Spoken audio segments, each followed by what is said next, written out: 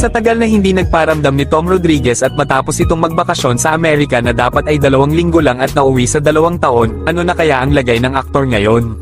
Matatandaan pumutok ang balita noon sa hiwalayang Tom Rodriguez at Carla Abellana.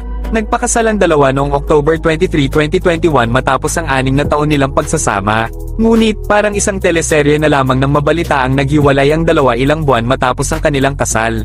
Matapos nga ang interview ni Tom Rodriguez kamakailan sa GMA, inamin nito na meron na siyang bagong dinidate. Sinabi ni Tom na nahirapan siya nung panahong naghiwalay sila ni Carla. Sa kabila nito, narito ang pahayag ni Tom. Resign yourself to the Lord and He always provides.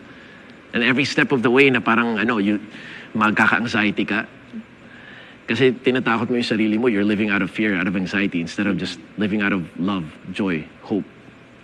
Kapag doon ka pala, everything just falls into place. Gayon na lamang ang naging pahayag ng aktor matapos niyang aminin na nahirapan siya sa hiwalayan nila. Nang tanungin nga ang aktor kung naniniwala ba siya sa second chance ng pag-ibig, walang pagdadalawang isip naman itong sinagot na handa na siya.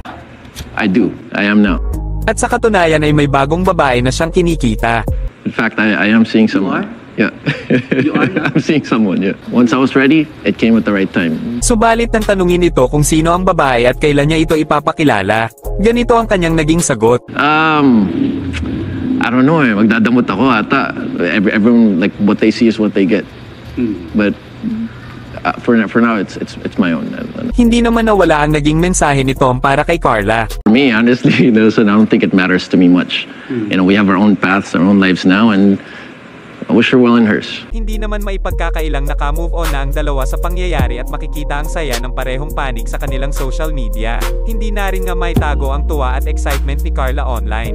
Kamakailan lang siya kasama si Bea Alonzo ay umattend sa story conference ng upcoming show na Widow's War. Makikita sa Instagram post ni Bea Alonzo ang komento ni Carla kung saan sobra ang kanyang tuwa na nakatrabaho niya si Bea. Wala namang balita kung magbabalik showbiz na muli si Tom Rodriguez. Marami pang showbiz chika ang aabangan. Huwag kalimutang mag-subscribe at mag-like sa video para sa mga latest chika.